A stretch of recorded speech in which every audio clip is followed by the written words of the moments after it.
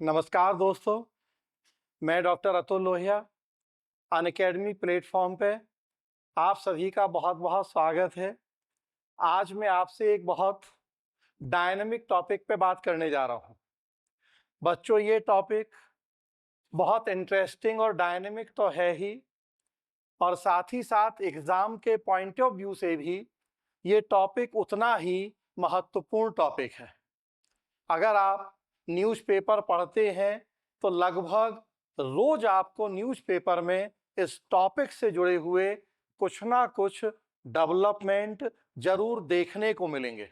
और इस टॉपिक को आज डिस्कस करने का पर्पस भी यही है कि पॉलिटी गवर्नेंस वाला जो सेक्शन है, आप उसके थ्योरी वाले पार्ट को समझें और फिर उस थ्योरी का कैसे व्यवहार में एप्लीकेशन देखा जाता है उसको भी समझें, दोनों को एक दूसरे से लिंक करें। और तब उसके बाद आप पाएंगे कि यूपीएससी का चाहे इस टॉपिक से जुड़ा हुआ प्रीलिम्स का कोई भी प्रश्न हो और या मेंस से जुड़ा हुआ, आप उस प्रश्न को हल करने की स्थिति में बहुत बेहतर स्थिति में होंगे। बहुत कंफर्टेबली आप उन प्रश्नों को सॉल्व कर पाएंगे। दोस्तों, अगर मैं इधर हाल फिलहाल के घटनाक्रम से जुड़े कुछ एक दो एग्जाम्पल्स की बात करूं और फिर टॉपिक शुरू करूं, तो आपने ध्यान दिया होगा कि अभी कुछ दिन पहले सर्वोच्च न्यायालय का एक निर्णय आया है राज्यपाल की भूमिका और उनकी शक्तियों के संदर्भ में। सर्वोच्च न्यायालय ने अपने निर्णय में कहा है कि राज्यपालों के पास कोई वीटो पावर नहीं है। संविधान के अनुच्छेद 200 की व्याख्या की है सर्वोच्च न्यायालय ने, और फिर उसी संदर्भ में अनुच्छेद 201 के बारे में भी सर्वोच्च न्यायालय ने अपना निर्णय दिया है। राज्यपाल का पद बच्चों हमेशा से हमारे देश में एक बहुत विवादास्पद पद रहा है।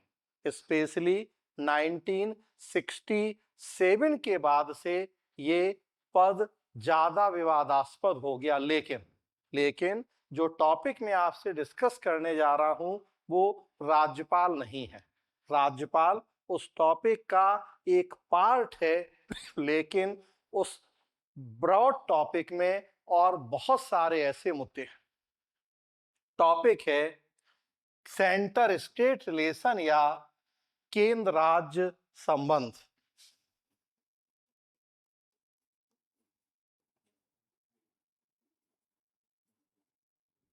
सेंटर स्टेट रिलेशन या केंद्र राज्य संबंध। तो बच्चों, आप देखेंगे ये टॉपिक हमारे संवैधानिक व्यवस्था का, हमारी शासन व्यवस्था का एक बहुत चर्चित, विवादास्पद और बहुत गतिशील टॉपिक रहा है। राज्यपाल का पद भी इसी केंद्र राज्य संबंध का ही एक हिस्सा रहा है। लेकिन केंद्र राज्य संबंध वाला टॉपिक भी आप देखेंगे तो संघात्मक शासन व्यवस्था या फेडरल डेमोक्रेसी का बाई प्रोडक्ट है। और संघात्मक शासन व्यवस्था लोकतंत्र या डेमोक्रेसी का एक प्रकार है। एक बहुत बड़ा कहें कि अम्ब्रेला है, एक बहुत ब्रॉड टॉपिक है डेमोक्रेसी। उसका फिर एक सब टॉपिक संघात्मक और एकात्मक शासन व्यवस्था, और फिर संघात्मक शासन व्यवस्था का बाई प्रोडक्ट केंद्र राज्य संबंध, सेंटर स्टेट रिलेशन। और सेंटर स्टेट रिलेशन के फिर सब टॉपिक में राज्यपाल, ऑल इंडिया सर्विस या ऐसे और बहुत सारे टॉपिक आप देखेंगे। ये टॉपिक और इससे जुड़े जो सब टॉपिक हैं हमारी संविधान और शासन व्यवस्था के बहुत चर्चित मुद्दे हैं। और आजकल विशेष रूप से आप देखेंगे इस टॉपिक की बहुत ज़्यादा चर्चाएं हैं। ये एक बहुत हॉट टॉपिक है। अगर इसी बार हम एग्ज़ाम दें 2025 का जो प्रीलिम्स होने जा रहा है या फिर मेंस, तो इस बार के लिए भी और लगभग हमेशा हर साल के लिए ये एक उतना ही हॉट टॉपिक होता है संविधान और शासन व्यवस्था से जुड़ा हुआ। टॉपिक अपने आप में बहुत ब्रॉड, बहुत बड़ा टॉपिक है, क्योंकि जैसा मैंने बताया कई सारे सब टॉपिक इसमें शामिल होते हैं। मैं आपको एक ओवरऑल आइडिया देने जा रहा हूं कि कैसे हमें तैयारी और पढ़ाई करनी होती है अपने इस कॉन्स्टिट्यूशन वाले पार्ट की, ताकि हम यूपीएससी की जरूरत, उसकी डिमांड के अकॉर्डिंग अपने आप को तैयार कर सकें। अक्सर होता क्या है कि आप में से ज्यादातर बच्चे जो बेयर एक्ट है, जो संविधान में लिखी बातें हैं, जो थ्योरी है, आर्टिकल्स हैं, उनको तो पढ़ लेते हैं, समझ भी लेते हैं, लेकिन उनका जो व्यावहारिक पक्ष है, जो एप्लीकेशन पार्ट है, उससे उसे लिंक नहीं कर पाते हैं, दोनों को आपस में जोड़ नहीं पाते। और अगर हम यूपीएससी सिविल सर्विस एग्जाम के प्रश्न देखें, उनका नेचर देखें, तो ज्यादातर प्रश्न अप्लाइड होते हैं। हमें जो बेसिक कॉन्सेप्ट है, थ्योरी है, उसकी समझ होना तो जरूरी है ही, लेकिन उसके व्यावहारिक पक्ष की जानकारी भी उतनी ही आवश्यक होती है। दोस्तों, लोकतंत्र या डेमोक्रेसी दुनिया में एक सबसे ज्यादा प्रचलित शासन व्यवस्था है। जनता का, जनता के लिए और जनता के द्वारा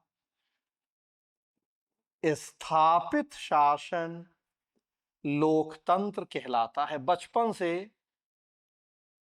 अमेरिका के पूर्व राष्ट्रपति अब्राहम लिंकन द्वारा दी गई लोकतंत्र की ये परिभाषा हमें पढ़ाई जाती है सिविक्स में कि जनता का, जनता के लिए और जनता के द्वारा स्थापित शासन ही लोकतंत्र है। दूसरे शब्दों में, लोकतंत्र एक ऐसी शासन व्यवस्था है जिसमें ज्यादा से ज्यादा जनता की शासन व्यवस्था में भागीदारी होती है। कुछ मुट्ठी भर लोगों के हाथ में शासन करने की सत्ता सीमित नहीं होती। अमीर गरीब, धर्म, जाति, महिला, पुरुष, किसी भी आधार पर भेदभाव नहीं किया जाता। सबके साथ समानता का व्यवहार होता है। एक आम आदमी भी शासन सत्ता के सर्वोच्च शिखर पर पहुंच सकता है। राष्ट्रपति, प्रधानमंत्री जैसे उच्च पदों पर एक आम व्यक्ति की पहुंच संभव है। सबकी भागीदारी है, सबको समान मौका है। ये सार होता है लोकतंत्र का। लोकतंत्र में चूंकि शासन करने की सत्ता जनता के हाथ में निहित होती है, लेकिन अगर हम अपने देश की बात करें तो इतनी बड़ी आबादी है कि वो आबादी या कहें कि जनता खुद अपनी उस सत्ता का प्रयोग स्वयं नहीं कर पाती है। तो फिर होता क्या है, जनता अपने प्रतिनिधियों को चुनती है और उन्हें अपनी सत्ता का हस्तांतरण कर देती है, और तब जन्म होता है रिप्रेजेंटेटिव डेमोक्रेसी या प्रतिनिधि लोकतंत्र का।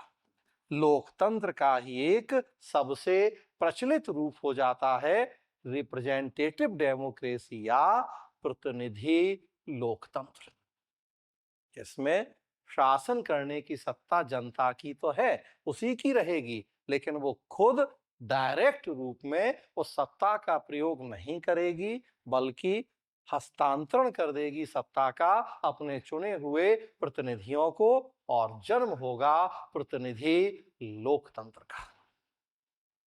अब अगर हम भारत जैसे देश की बात करें तो मैंने कहा एक तो आबादी इतनी ज़्यादा है, दूसरा आप देखेंगे कि भौगोलिक दृष्टि से क्षेत्रफल भी बहुत ज़्यादा है। हम जिन प्रतिनिधियों को चुनेंगे, शासन करने की सत्ता देंगे, क्या वो प्रतिनिधि जो गिने चुने हैं, क्या वो पूरे देश के शासन को बेहतर ढंग से चला पाएंगे? या उसमें भी हम कुछ सत्ता का बंटवारा कर देंगे कि कुछ सत्ता कुछ अलग प्रतिनिधियों को दे दें और कुछ सत्ता कुछ दूसरे प्रतिनिधियों को दे दें। जॉइंट फैमिली है, घर में माता हैं, पिता हैं, कुछ बच्चे हैं, सारी पावर घर से जुड़े हुए निर्णय लेने की केवल पिता के पास हो, या अगर दादाजी हैं तो उनके पास हो, और या कुछ पावर पिताजी के पास रहे, कुछ पावर बच्चों को दे दी जाए, बच्चों में भी आपस में उसका बंटवारा कर दिया जाए ताकि सब मिलजुल के बेहतर ढंग से उस सत्ता का प्रयोग करते रहें और परिवार आगे बढ़े, तरक्की करे, खुशहाल रहे। तो किसी देश के शासन को चलाने के लिए भी हमें एक ऐसी व्यवस्था लानी है कि जिससे हम बेहतर ढंग से संविधान के दायरे में रहते हुए वो शासन व्यवस्था का संचालन कर सकें, जनता की भावनाओं को, उनकी अपेक्षाओं को पूरा कर सकें। तो फिर होता क्या है कि लोकतंत्र को भी हम कई अलग अलग प्रकारों में बांटते हैं और उसका और एक प्रचलित प्रकार है संघात्मक और एकात्मक लोकतंत्र।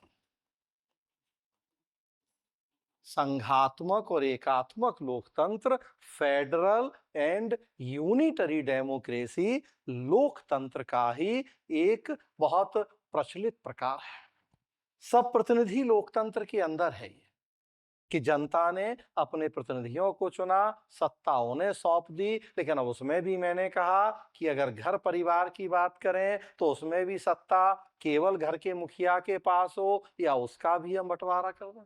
संघात्मक लोकतंत्र में क्या होता है कि हम दो स्तर पर सरकार बनाते हैं और उन दोनों के बीच में सत्ता का वितरण कर देते हैं।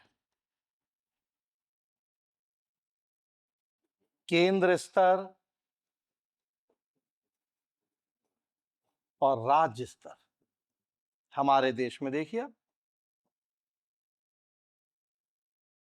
केंद्र सरकार है, 28 राज्य हैं और उसके अलावा हमने कुछ केंद्र शासित प्रदेशों की भी व्यवस्था की है। संविधान की अनुसूची 7 में हमने क्या किया है कि केंद्र और राज्य इन दोनों के बीच में सत्ता का वितरण कर दिया है। मतलब कुछ शक्तियां दे दी हैं केंद्र सरकार को, घर के पिताजी को, और कुछ शक्तियां दे दी हैं हमने राज्य सरकारों को, जो कई सारे बेटे हैं उनको। कह दिया कि अपने अपने क्षेत्र में आप अपनी शक्तियों का प्रयोग करें।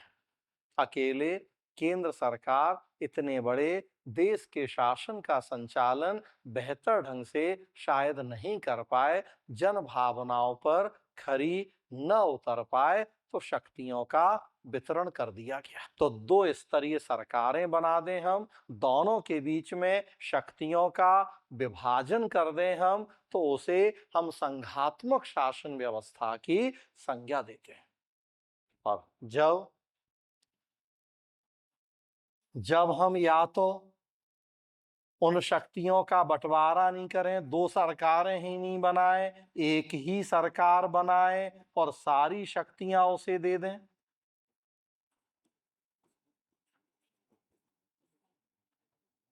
या सरकारें तो दो बना दें लेकिन शक्तियों का वितरण नहीं करें, बल्कि शक्तियां सारी केंद्र सरकार के पास ही रहने दें, तो इसे हम कहते हैं एकात्मक लोकतांत्रिक शासन व्यवस्था। आबादी कम है, भूगोल या भौगोलिक क्षेत्र कम है, एक ही सरकार से पूरे देश के शासन का संचालन संभव है, तो एक ही सरकार रहे। दुनिया में बहुत सारे देश, छोटे छोटे से देश हैं जिनकी आबादी कुछ लाख। दो अलग अलग सरकारों के गठन की वहां कोई जरूरत ही नहीं है, तो एक ही सरकार और सारी सत्ता उनके पास। लेकिन आजकल चूंकि आबादी बढ़ रही है दुनिया के विभिन्न देशों की, कई सारे भारत जैसे बहुत बड़े बड़े देश भी हैं, भौगोलिक दृष्टि से भी जनसंख्या की दृष्टि से भी अकेले एक ही सरकार के द्वारा शासन का संचालन संभव नहीं है। इंग्लैंड जैसे देशों में क्या हुआ कि सरकारें तो दो बना ली, लेकिन शक्तियां सारी केंद्र सरकार को दे दी। घूम फिर के बात वही हो गई कि एक सरकार होगी तब तो सारी शक्तियां उसकी होंगी ही, लेकिन उस एक सरकार ने अपनी इच्छा से दूसरी सरकार बना दी, लेकिन शक्तियां अपने पास रखी। तो निष्कर्ष तो वही है, एक सरकार मतलब कि शक्तियां एक ही सरकार के पास, या दूसरे शब्दों में कहें तो उन शक्तियों का विभाजन, वितरण नहीं किया जाता। तो ऐसी शासन व्यवस्था को हम एकात्मक शासन व्यवस्था की संज्ञा देते हैं। इंग्लैंड, फ्रांस जैसे देशों ने एकात्मक शासन व्यवस्था को अपनाया, और यूएस या अमेरिका जैसे देशों ने संघात्मक शासन व्यवस्था को अपनाया। अमेरिका में आप देखेंगे केंद्र और राज्य दो सरकारें हैं, उनके बीच में शक्तियों का विभाजन है। इंग्लैंड, फ्रांस ने क्या किया कि मुख्य रूप से एक केंद्रीय सरकार है, सारी शक्तियां उसके पास हैं। हालांकि चूंकि भौगोलिक दृष्टि से, आबादी की दृष्टि से बड़े देश हैं, तो उन्होंने भी दूसरी सरकार स्थानीय सरकार के रूप में बनाई जरूर है, लेकिन शक्तियों का वितरण नहीं किया है। सारी शक्तियां केंद्र सरकार की ही हैं और उसकी इच्छा के ऊपर छोड़ा गया है, उन स्थानीय सरकारों को शक्तियां देना या नहीं देना।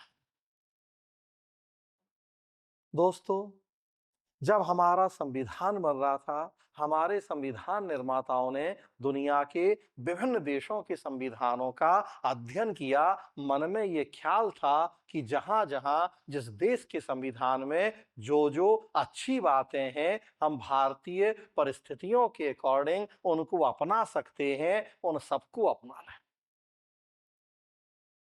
निष्कर्ष क्या हुआ कि हमारे संविधान निर्माताओं ने यहाँ लोकतांत्रिक शासन व्यवस्था के इन दोनों रूपों को मिले जुले रूप में अपना लिया। सामान्य परिस्थिति में संघात्मक शासन हो गए हम, और विशेष परिस्थिति में एकात्मक शासन। तो कहा जाता है कि भारतीय संविधान शरीर से संघात्मक है, किंतु उसकी आत्मा एकात्मक है।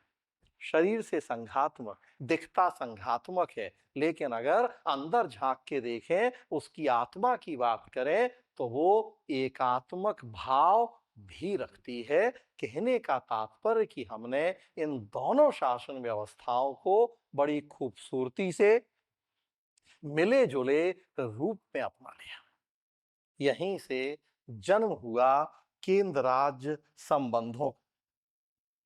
इसी संघात्मक शासन व्यवस्था से जन्म होता है केंद्र राज्य संबंध या सेंटर स्टेट रिलेशन का। जैसा मैंने बताया कि हमने संघात्मक को भी अपनाया सामान्य परिस्थिति में, और विशेष परिस्थिति में एकात्मक शासन व्यवस्था को। तो संघात्मक के जो नेचर है उसके अनुरूप दो सरकारें बना दी हमने, केंद्र सरकार और राज्य सरकार, और दोनों के बीच में संविधान के द्वारा शक्तियों का विभाजन कर दिया।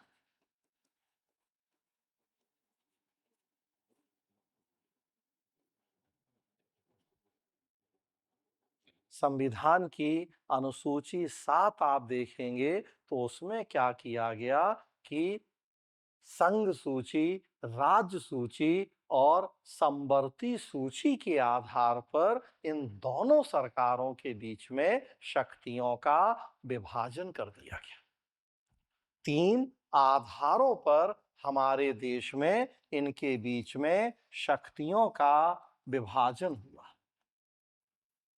3 आधार कौन से? तो विधायी आधार पर,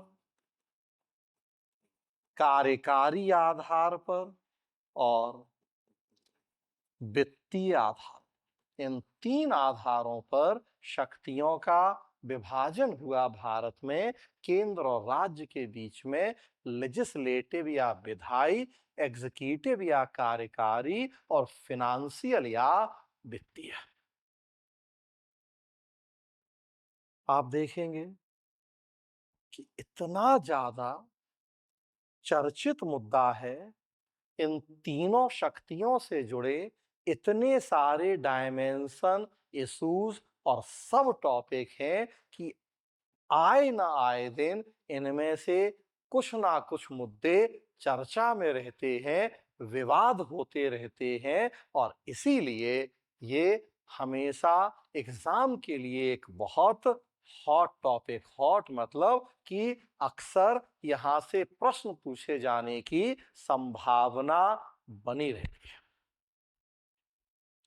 आजकल आप देखेंगे बहुत सारे ऐसी संस्थाएं, ऐसे मुद्दे चर्चा में हैं, जैसे फिनांस कमीशन या वित्त आयोग। आपने सुना होगा कि 16वें वित्त आयोग का गठन हुआ है हमारे देश में, वो अभी काम कर रहा है।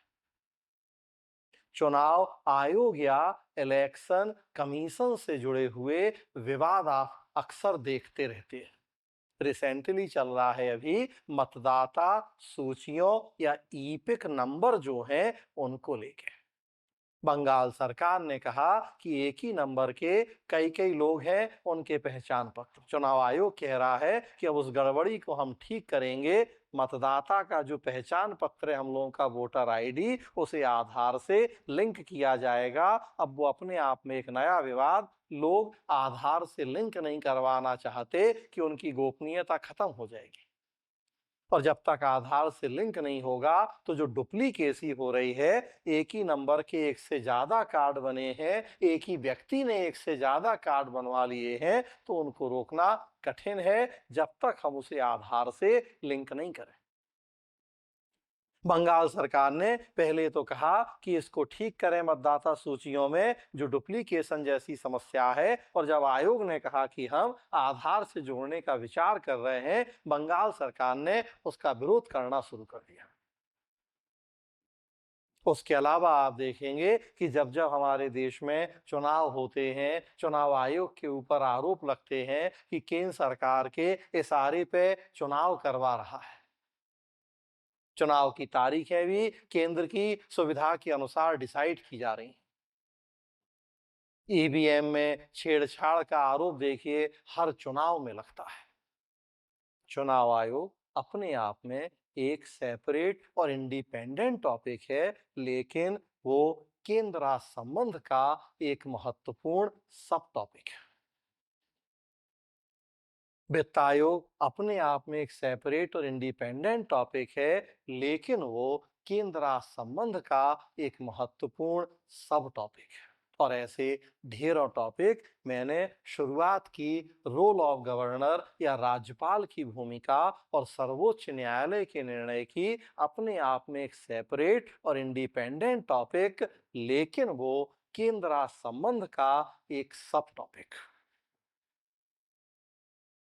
और ऐसे अगर आप पिछले अभी केवल 15 दिन के, 20 दिन के न्यूज़पेपर उठाएंगे तो आपको कई सारे ऐसे टॉपिक मिलेंगे जो नो डाउट अपने आप में सेपरेट टॉपिक होंगे। काफी डिटेल हमें उन टॉपिक्स को पढ़ना समझना होता है, लेकिन वो सारे टॉपिक एक बड़े अम्ब्रेला में आएंगे, तो वो अम्ब्रेला होगा सेंटर स्टेट रिलेशन या केंद्र राज्य संबंध।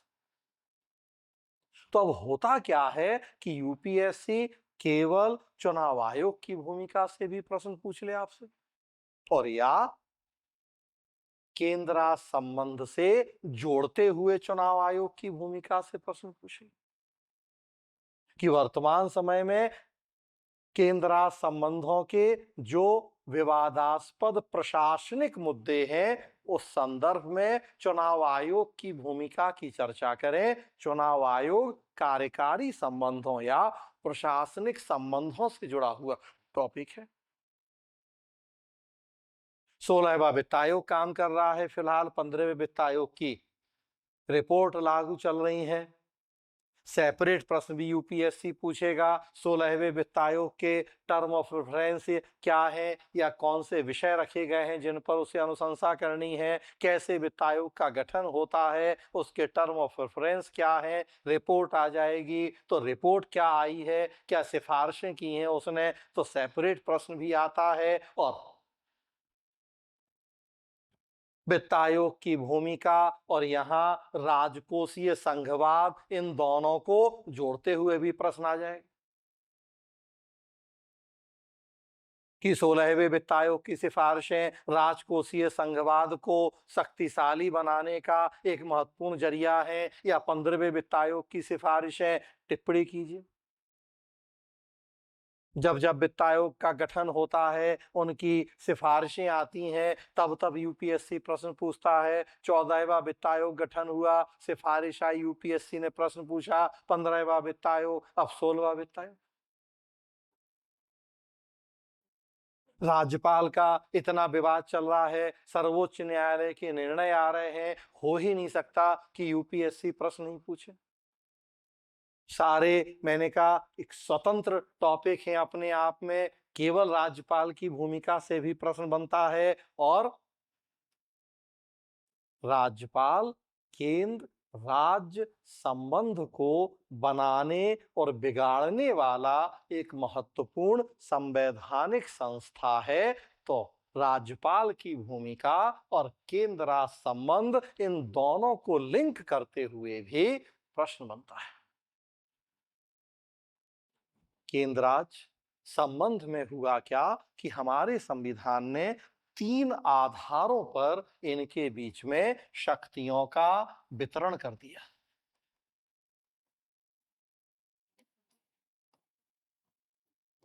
तीन आधार कौन कौन से? तो विधायी आधार, कार्यकारी या प्रशासनिक आधार और वित्तीय आधार। विधायी का मतलब क्या कि विधि निर्माण से जुड़ी शक्तियों का वितरण कर दिया। कार्यकारी मतलब उन विधियों के क्रियान्वयन से जुड़ी शक्तियों का वितरण कर दिया। और वित्तीय मतलब कि आय कैसे होगी, इनको आय के स्रोतों का वितरण कर दिया। ये शक्तियों का विभाजन किया गया किस किस के बीच में? केंद्र और राज्य सरकार के बीच में। मैंने कहा कि 28 राज्य सरकार हैं हमारे देश में, एक केंद्र, 28 राज्य और 8 केंद्र शासित प्रदेश। जो केंद्र शासित प्रदेश हैं उनके साथ शक्तियों का विभाजन नहीं हुआ, नाम ही केंद्र शासित है, मतलब वो सीधे केंद्र के कंट्रोल में काम करेंगे।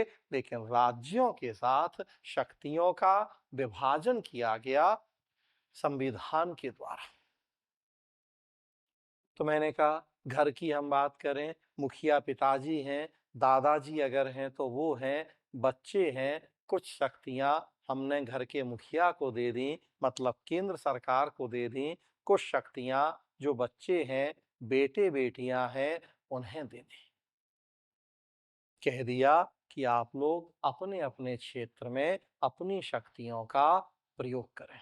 लेकिन होता क्या है, जब शक्तियों का बंटवारा किया जाता है, उम्मीद तो हम करते हैं कि सब मिलजुल के आपसी तालमेल, आपसी सामंजस्य के आधार पर अपनी शक्तियों का प्रयोग करें। लेकिन अक्सर जब जमीनी स्तर की धरातल की बात करें तो कई बार वो सामंजस्य देखने को नहीं मिलता है, बल्कि शक्तियों के प्रयोग या बंटवारे को लेके मनमुटाव और टकराव भी होता रहता है। जो शक्तियां राज्यों को सौंपी गई, कई बार केंद्र को लगता है कि यार अगर इसमें से ये हमें मिल गया होता तो कितना अच्छा था।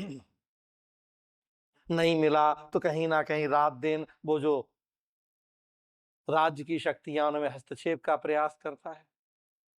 मुखिया को लगे घर के कि जो हमने ये शक्तियां बच्चों को दे दी, अगर अपने पास ही रखते तो ज्यादा अच्छा होता। बच्चों को लग रहा है कि मुखिया बूढ़े हो गए हैं, बुजुर्ग हो गए हैं, उनकी शक्तियां भी कुछ और हमें मिल जाएं तो हम और ताकतवर हो जाएं और अच्छा हो जाए। जो बच्चे हैं कई बार आपस में वो भी लड़ते झगड़ते हैं कि उसका हमें मिल जाए, दूसरे को लगता है इसका हमें। यहाँ भी शासन व्यवस्था में भी वही स्थिति देखने को मिलती है जो एक घर परिवार की स्थिति होती है। क्योंकि शासन चलाने वाले लोग भी तो आप और हम ही हैं। आप और हम मतलब जिनसे मिलके परिवार बन रहा है, समाज बन रहा है और उन्हीं से मिलके शासन। तो घर परिवार में जो विवाद के मुद्दे होंगे वो जमीन जायदाद को लेके हों, वो पैसे के बंटवारे को लेके हों, वो अपनी शक्तियों के प्रयोग को लेके हों, वो सब शासन व्यवस्था में भी देखने को हमें मिलते रहते हैं। और जितने ज्यादा विवाद होते हैं उतनी ज्यादा चर्चाएं होती हैं, न्यायालयों की भूमिका उतनी बढ़ जाती है और परिणाम क्या होता है कि वो मुद्दे उतने ही हमारे लिए एग्जाम के दृष्टिकोण से महत्वपूर्ण होते जाते हैं। अपने आप में काफी बड़ा टॉपिक है जिसे हम आधा एक घंटे 2 घंटे की क्लास में कंप्लीट नहीं कर सकते। बस मेरा उद्देश्य है आपको एक ओवरऑल ये आइडिया देना कि कैसे हम बेहतर ढंग से तैयारी कर सकते हैं अपने जो जीएस का पेपर सेकंड है मेंस में, उसमें भी पॉलिटी कॉन्स्टिट्यूशन गवर्नेंस कि कैसे हम उसकी बेहतर ढंग से तैयारी करें, उसका नेचर समझते हुए यूपीएससी के पुराने प्रश्नों की प्रकृति समझते हुए यूपीएससी की डिमांड क्या है आपसे हमसे उसको जानते हुए, जब इन सब बातों को ध्यान में रखते हुए हम तैयारी करते हैं तो फिर वो हमारी तैयारी सफल होती है। जिस लक्ष्य के लिए तैयारी की है, लक्ष्य है आईएएस बनना, आईपीएस बनना, सिविल सेवा परीक्षा को क्रैक करना, टॉप रैंक में आना, तो वो तभी होगा जब हम उस लेवल की तैयारी करेंगे जैसी यूपीएससी की अपेक्षा है हमसे। विधायी, कार्यकारी, वित्तीय, इन 3 आधारों पे शक्तियों का बंटवारा हो गया केंद्र और राज्य के बीच में। क्या किया कि संविधान की अनुसूची 7 में 3 सूचियां बना दी गई।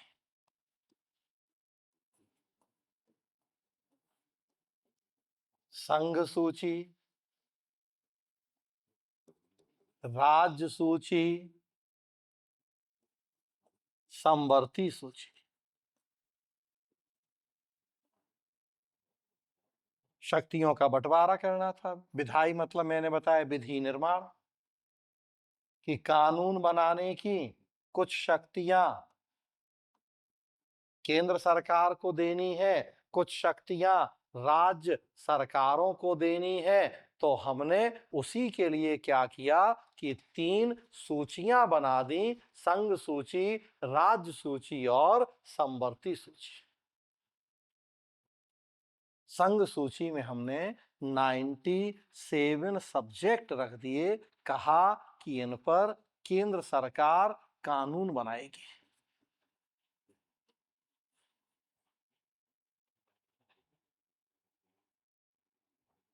राज्य सूची में 66 सब्जेक्ट रख दिए और कह दिया कि इन पर राज्य सरकार कानून बनाएगी।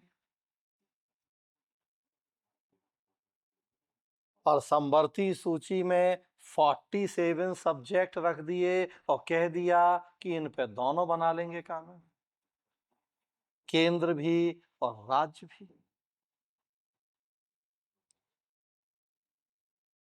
रक्षा, विदेश, संचार, रेलवे, ऐसे जो देश की एकता अखंडता, देश के शासन में एक रूपता, राष्ट्रीय हित, इन सबसे जुड़े मामले हैं, उन मामलों को पहचाना गया। तो ऐसे 97 सब्जेक्ट उन्हें रख दिया संघ सूची में और कह दिया कि केंद्र सरकार कानून बनाए। 66 ऐसे विषय पहचाने गए जहां अलग अलग राज्यों की जो विविधताएं हैं, उनकी भौगोलिक, सांस्कृतिक, आर्थिक विविधताएं हैं, तो महसूस किया गया कि वहां अलग अलग राज्यों के अपनी विविधताओं, अपनी स्थानीय जरूरतों, परिस्थितियों के अनुसार कानून होने चाहिए। तो कह दिया गया कि उन 66 विषयों पे राज्य सरकारें कानून बना लें। और कुछ ऐसे विषय जो कॉमन हैं, हम इस तरह से क्लियर कट डिवीजन नहीं कर सकते, उन सब का ओवरलैपिंग वाली स्थिति है, दोनों की भूमिका जरूरी है। तो ऐसे 47 विषयों को हमने रखा समवर्ती सूची। पुलिस, लॉ एंड ऑर्डर, भूमि, कृषि, इस तरह के विषय हमने राज्य सूची में रख दिए कि अब पुलिस है तो सारे राज्यों की परिस्थितियां लॉ एंड ऑर्डर से जुड़ी हुई एक जैसी नहीं। नॉर्थ ईस्ट में अलग परिस्थिति है, कश्मीर में अलग है, साउथ में अलग है, यूपी बिहार में अलग है। तो पुलिस, लॉ एंड ऑर्डर राज्य सूची का विषय है। बिहार सरकार अपनी जरूरत के अकॉर्डिंग कानून बनाए, पंजाब सरकार अपनी जरूरत के अकॉर्डिंग। और कुछ ऐसे विषय हैं जो मैंने कहा दोनों की भूमिका जरूरी है। अब सामाजिक आर्थिक नियोजन, सोशियो इकोनॉमिक प्लानिंग, जनता के कल्याण विकास से जुड़े कार्यक्रम बनाने हैं, योजनाएं बनानी हैं। अब ना अकेले केंद्र सरकार कर सकती है इस काम को, ना राज्य सरकार है। या बात को दूसरे शब्दों में कहें तो इसमें केंद्र सरकार की भूमिका भी जरूरी है और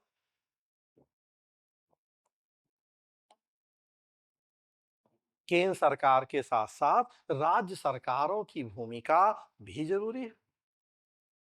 ऐसे विषय रख दिए हमने समवर्ती सूची में। तो हमने इन 3 आधारों पे शक्तियों का विभाजन कर दिया। अब हुआ क्या कि जो राज्य सूची के विषय हैं, राज्य सरकारों को कानून बनाने की शक्ति तो दे दी, लेकिन प्रावधान कर दिया कि विशेष परिस्थिति होगी तो राज्य सरकार जो कानून बनाएगी उसे केंद्र की मंजूरी जरूरी हो। राज्य सरकारों के जो मुखिया हैं, राज्यपाल, वो राज्य सरकार के कानून को स्वीकृति देने के पहले अगर जरूरी समझें तो राष्ट्रपति के पास भेज देंगे। राष्ट्रपति मतलब केंद्र सरकार के पास। और जब केंद्र सरकार ओके करेगी तब वो कानून बनेगा, राज्य में नहीं तो नहीं। संविधान का अनुच्छेद 200 उसमें ये प्रावधान कर दिया कि राज्य का विधानमंडल जब कोई विधेयक पारित करके राज्यपाल की स्वीकृति के लिए भेजे तो राज्यपाल स्वीकृति दे दें, पुनर्विचार के लिए लौटा दें, और अगर मन करे तो राष्ट्रपति के पास भेज दें कि वो निर्णय ले। अब राज्यपालों ने अपनी इस शक्ति का कई बार दुरुपयोग शुरू कर दिया। केंद्र में किसी दूसरे राजनीतिक दल की सरकार है, राज्यों में किसी दूसरे राजनीतिक दल की सरकारें हैं, तो राज्यपालों ने क्या किया कि विरोधी पार्टी की राज्य सरकार है उसे परेशान करने या कई और कारण है, क्या किया, उनके विधेयकों को स्वीकार नहीं किया, अपने पास पड़ा रहने दिया, बाद में केंद्र के पास भेज दिया। आजकल आप देखेंगे तमिलनाडु, केरल, बंगाल, पंजाब, झारखंड, कई राज्यों में जहां केंद्र की विरोधी पार्टी की सरकारें हैं, वहां राज्यपालों ने बड़े पैमाने पर अपनी इस शक्ति का इस तरीके से प्रयोग किया कि उन राज्य सरकारों के विधेयकों को स्वीकृति देने के बजाय उन्हें रोक लिया कई कई साल तक। तमिलनाडु सरकार कोर्ट पहुंच गई, सुप्रीम कोर्ट, कि अगर इस तरह से चलेगा तो हम तो जो हमें संविधान ने राजसूची के विषयों पे कानून बनाने की शक्ति दी है वो तो हो ही नहीं पा रही पूरी। विधेयक राज्यपाल के पास जा रहे हैं, राज्यपाल केंद्र सरकार के एजेंट के रूप में काम कर रहा है, उन विधेयकों को लटका दे रहा है, हम कोई कानून नहीं बना पा रहे, काम ही नहीं कर पा रहे। उसी मामले में सर्वोच्च न्यायालय ने एक ऐतिहासिक फैसला दिया कि राज्यपाल 3 महीने के अंदर जो विधेयक आता है उस पर निर्णय लेने, वापस भेजना है भेज दें, राष्ट्रपति के पास भेजना है वहां भेज दें, मैक्सिमम 3 महीना, ये नहीं कि अनिश्चित काल तक पड़ा रहने दें, साल 2 साल 3 3 साल तक राज्यपाल कुछ नहीं कर रहे, बाद में राष्ट्रपति के पास भेज दे रहे।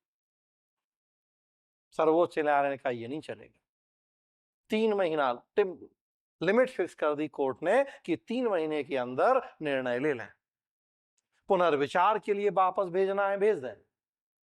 हाँ, पुनर्विचार के बाद जब राज्य विधानमंडल दोबारा उस विधेयक को भेजेगा तो 1 महीने में अब उस पर स्वीकृति देनी है। पुनर्विचार के बाद विधेयक आएगा तब राज्यपाल उसे राष्ट्रपति के पास आरक्षित नहीं कर सकते हैं, करना है तो पहली बार में ही आरक्षित कर दें। जब विधेयक राष्ट्रपति के पास आए तो राष्ट्रपति भी उसमें 3 महीने के अंदर निर्णय लें, ऐसा नहीं कि वो भी उस विधेयक को अनिश्चित काल तक अपनी टेबल पे पड़ा रहने दें। अभी तक हमारे संविधान में राष्ट्रपति राज्यपालों के लिए विधेयकों पर स्वीकृति देने की किसी भी समय सीमा का निर्धारण नहीं किया गया था, सर्वोच्च न्यायालय ने कर दिया था। तब आजकल एक बहुत चर्चित मुद्दा हो गया है, और यही जो ये विधायी संबंध है वहीं से जुड़ा हुआ मुद्दा। तो मैंने बताया कि ये सब इंडिपेंडेंट सेपरेट टॉपिक भी है, राष्ट्रपति राज्यपाल और केंद्र राज्य संबंध का पार्ट भी है। और आजकल एक विवाद आप लोग देख रहे हैं, तमिलनाडु में त्रिभाषा फॉर्मूले को लेके विवाद चल रहा है। सरकार कह रही है कि केंद्र सरकार हिंदी को जबरन हमारे ऊपर थोपना चाह रही है, हम ऐसा नहीं होने देंगे।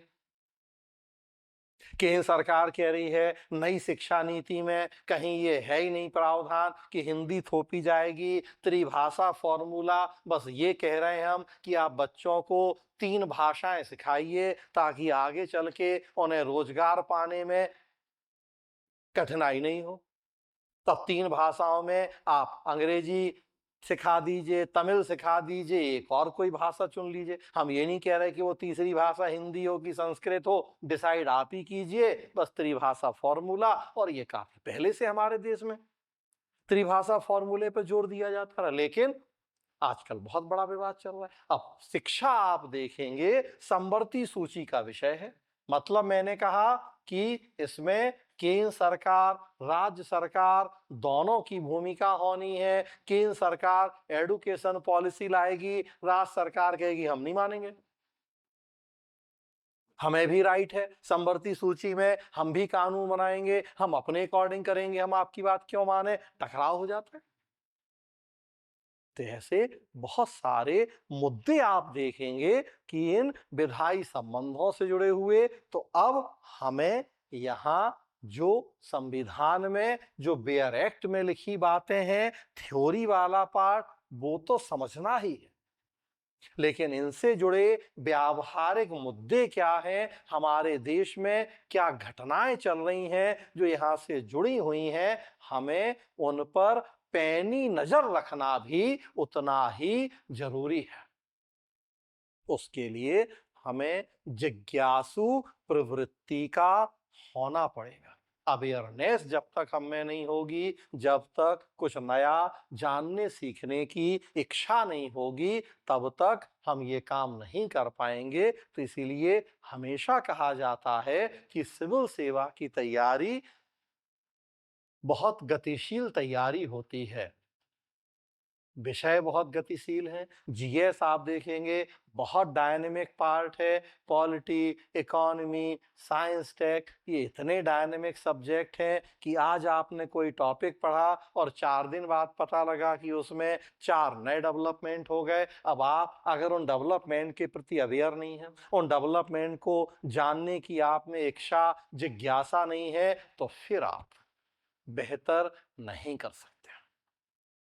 तो जब तक तैयारी का दौर होता है तब तक जिसे कहा जाए कि सांस लेने का समय नहीं है। सांस लेने के समय का मतलब कि जो आपने पढ़ा हम ये मान के नहीं बैठ सकते कि बस अब ये कंप्लीट हो गया। जो आज हमने पढ़ा कंप्लीट किया, हो सकता 4 दिन बाद उसमें 4 नई बातें जोड़ने की जरूरत पड़ जाए। आज से 15 दिन पहले, 1 महीना पहले कोई राज्यपाल राष्ट्रपति के लिए विधेयकों पर स्वीकृति देने की टाइम लिमिट नहीं थी। तो हमने तब पढ़ा तो वही पढ़ा कि राज्यपाल जब तक मर्जी विधेयकों को पढ़ा रहने दें अपने पास, राष्ट्रपति वही करें। और हमने अगर उतना ही पढ़ा, अब जो करेंट डेवलपमेंट है हम अवेयर नहीं है, हमें उनको जानने की इच्छा जिज्ञासा नहीं है, तो हम नहीं कर पाएंगे बेहतर। हमें विशेष रूप से ध्यान रखना होता है जीएस के लगभग हर खंड में कि हम अपनी तैयारी को day by day up to date करते रहें। अपने नोट्स को, अपनी समझ को, पॉलिटी कॉन्स्टिट्यूशन में ये बहुत जरूरी काम होता है। कार्यकारी संबंध ये एक जैसा मैंने बताया, बस एक सैंपल के रूप में मैं आपसे बात कर रहा हूं। डिटेल तो अपने आप में एक बहुत बड़ा टॉपिक है। कार्यकारी संबंधों में भी हमने क्या किया? कार्यकारी संबंधों में हमने कह दिया, मतलब मैंने बताया कि उन विधियों का क्रियान्वयन कौन करेगा, कैसे होगा। तो उसमें भी हमने क्या कहा? हमने कहा कि जो संघ सूची के विषय हैं उन पर क्रियान्वयन केंद्र सरकार करेगी। जो राज्य सूची के विषय हैं उन पर क्रियान्वयन राज्य सरकार करेगी। और जो समवर्ती सूची के विषय हैं उन पर क्रियान्वयन की जिम्मेदारी भी राज्य सरकार की होगी। कानून बनाने के लिए हमने दोनों को अधिकार दिया, केंद्र को भी राज्य को भी, लेकिन उनको लागू करने की जिम्मेदारी हमने दी राज्य सरकार। आपने न्यूज़पेपर में पढ़ा होगा मुर्शिदाबाद में वक्फ, मुर्शिदाबाद पश्चिम बंगाल में है, वक्फ संशोधन कानून को लेकर काफी वो हंगामा हो रहा है पिछले कुछ दिनों से। मामला जो दंगा फसाद हो रहा है, हिंसा हो रही है, कई लोग वहां से पलायन करने के लिए मजबूर हो रहे हैं। मामला हाई कोर्ट में गया और हाई कोर्ट ने कहा कि वहां सेंट्रल आर्म्ड पुलिस फोर्स या केंद्रीय सशस्त्र बलों की तैनाती की जाए। विपक्षी पार्टियां डिमांड भी कर रही हैं। तो अब केंद्रीय अर्धसैनिक बलों की तैनाती कार्यकारी या प्रशासनिक संबंधों का एक महत्वपूर्ण मुद्दा है और वर्तमान समय का एक बहुत महत्वपूर्ण विवाद हो गया है। वैसे मैंने बताया कि पुलिस, कानून व्यवस्था राज्य सूची का विषय है। राज्य की पुलिस होगी, उसकी जिम्मेदारी होगी राज्य में कानून व्यवस्था, शांति व्यवस्था बनाए रखना। लेकिन साथ ही साथ हमारे संविधान में ये भी प्रावधान है कि जो संविधान ने केंद्र सरकार को संघ सूची के तहत शक्तियां सौंपी हैं, उसमें एक ये शक्ति भी दी गई है कि संघ सरकार चाहे तो राज्यों में केंद्रीय सशस्त्र बलों की तैनाती कर सकती है। अगर केंद्र सरकार को लग रहा है कि राज्य में कानून व्यवस्था की स्थिति ठीक नहीं है, आर्टिकल 355 के तहत केंद्र सरकार को जिम्मेदारी दी गई है कि वो ये सुनिश्चित करे कि राज्य के प्रशासन का संचालन संविधान के प्रावधानों के अनुसार, वो ये सुनिश्चित करे कि बाह्य आक्रमण और आंतरिक अशांति से राज्य की रक्षा हो। और इसके लिए केंद्र सरकार को शक्ति दी गई कि वो चाहे तो राज्यों में केंद्रीय सशस्त्र बलों की तैनाती कर सकती है। मतलब जो पुलिस है वो तो है ही, उनके सहयोग के लिए सशस्त्र बल भेज दे कि अगर केवल राज्य की पुलिस से स्थितियां नहीं कंट्रोल हो रही हैं तो सशस्त्र बल भी पहुंच जाए। केंद्र के सशस्त्र बल होते हैं, राज्य सरकारें विरोध करती हैं, उन्हें लगता है कि अब उनकी मर्जी नहीं चलेगी, उनकी पुलिस उतने स्वतंत्र रूप में काम नहीं कर पाएगी, केंद्र के सशस्त्र बल आ जाएंगे, उनका हस्तक्षेप हो जाएगा कानून व्यवस्था में, जो कि राज्य सूची का विषय है, एक विवाद का मुद्दा हो जाता है। चुनाव आयोग, मैंने कहा केंद्र का चुनाव आयोग है, राज्यों के चुनाव भी वही करवाता है। अब केंद्र का चुनाव आयोग है तो आरोप लगता है कि केंद्र की मर्जी के अनुसार चलता है। चुनाव आयोग की नियुक्ति राष्ट्रपति करते हैं प्रधानमंत्री की सलाह पर। अब हमने 2023 में चुनाव आयुक्तों की नियुक्ति से जुड़ा एक कानून बनाया है संसद ने, जिसमें एक कमेटी बना दी गई है कि प्रधानमंत्री होंगे, लोकसभा में विपक्ष का नेता होगा, गृह मंत्री होंगे, मतलब प्रधानमंत्री के द्वारा नॉमिनेट एक केंद्रीय मंत्री फिलहाल गृह मंत्री हैं, उनकी सिफारिश पर राष्ट्रपति नियुक्ति करेंगे। दो लोग सरकार के हैं, एक विपक्ष का। सरकार की मर्जी से चुनाव आयुक्तों की नियुक्ति होती है तो आरोप लगता है कि वो स्वतंत्र निष्पक्ष चुनाव नहीं करवाता। केंद्र संबंध विवाद का एक महत्वपूर्ण मुद्दा हो जाता। अच्छा, और देखिए, पिछले दिनों एक बड़ी महत्वपूर्ण न्यूज थी न्यूज़पेपर में कि पिछले 3 साल से पश्चिम बंगाल सरकार ने दिल्ली किसी आईएएस को नहीं भेजा है अवधि प्रणाली के तहत। संविधान के अनुच्छेद 312 में ऑल इंडिया सर्विस के लिए प्रावधान किया गया। ऑल इंडिया सर्विस या अखिल भारतीय सेवाएं नियुक्ति करता है केंद्र, सेवा देते हैं राज्य में, लेकिन राज्यों से एक निश्चित अवधि के लिए उन्हें दिल्ली आना पड़ता है केंद्र सरकार की सेवा के लिए। आपसी समझदारी से, म्यूचुअल अंडरस्टैंडिंग से केंद्र और राज्य सरकारें डिसाइड कर लेती हैं कि कब राज्य सरकार से कितने अधिकारी केंद्र में सेवा देने के लिए आएंगे, कब वापस चले जाएंगे। 40% अधिकारियों को भेजना होता है राज्य सरकारों को केंद्र के पास सेवा में। पिछले 3 साल से पश्चिम बंगाल सरकार ने नहीं भेजा किसी को। क्यों? उनके अपने तर्क हैं कि हमारे पास ऑलरेडी अधिकारी कम हैं, हम केंद्र में भेज देंगे, हमारा काम नहीं होगा। तो अब एक बहुत बड़ा फिर विवाद का इशू है केंद्र और राज्य कार्यकारी संबंधों में अखिल भारतीय सेवाओं की भूमिका। सारे जो वर्तमान समय के, मैंने कहा पिछले 1 महीने के बीच के डेवलपमेंट बता रहा हूं मैं आपको। डेवलपमेंट तो पुराने भी हैं, ये अक्सर चर्चा में रहते हैं, लेकिन इधर हाल फिलहाल जो रिसेंटली अभी चर्चा में आए हैं मुद्दे, कि मैंने कहा अगर पिछले 15 दिन 1 महीने के आप न्यूज़पेपर पढ़ेंगे, ये सारे घटनाक्रम आपको मिलेंगे उसमें।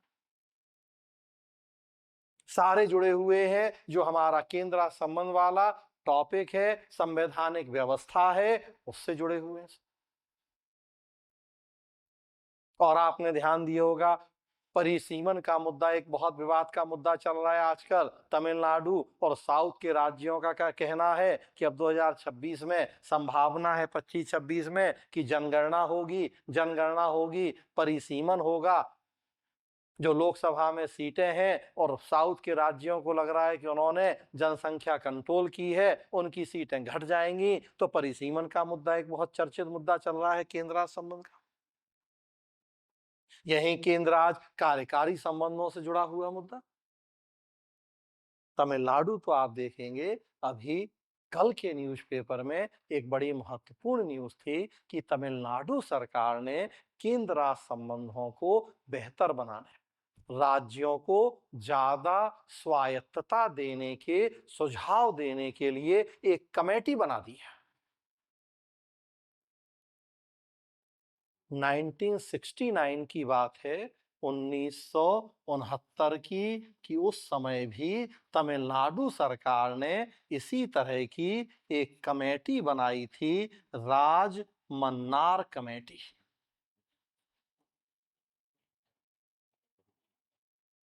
और कल के न्यूज़पेपर की न्यूज़ है कि फिर तमिलनाडु सरकार ने इसी तरह की एक कमेटी बनाई है जो बताए कि कैसे केंद्र राज्य संबंध बेहतर होंगे, जो बताए कि कैसे राज्यों को ज्यादा स्वायत्तता प्रदान की जाए। जनरली केंद्र राज्य संबंधों को बेहतर बनाने के सुझाव देने की, सिफारिशें देने का काम केंद्र सरकार का या उसके द्वारा गठित आयोगों, समितियों का है।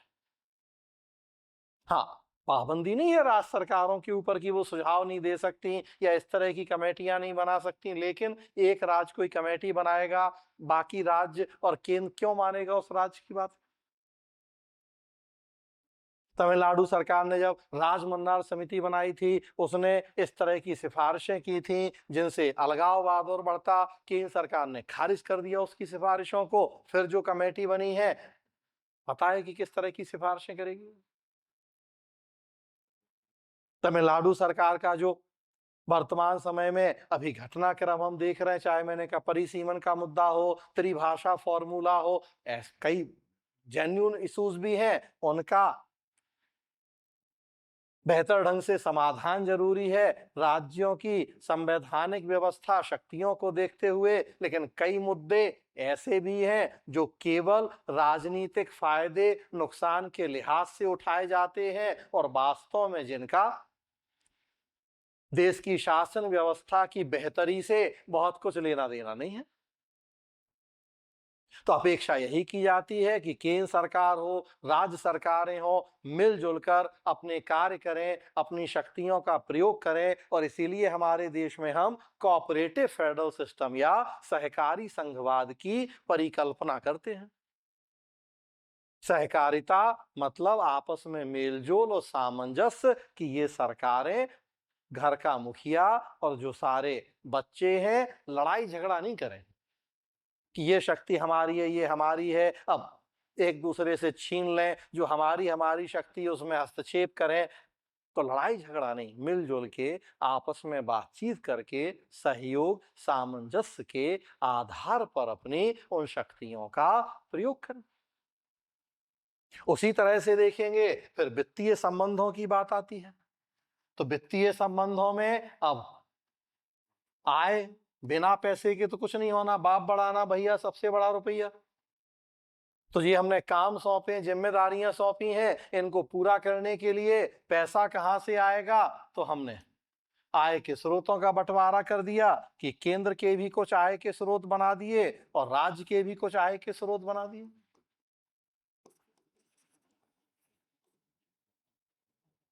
अब इसमें आप पढ़ेंगे जीएसटी का विवाद, जीएसटी काउंसिल, आप पढ़ेंगे वित्त आयोग। बिहार, आंध्र प्रदेश कहते हैं हमें विशेष राज्य का दर्जा चाहिए।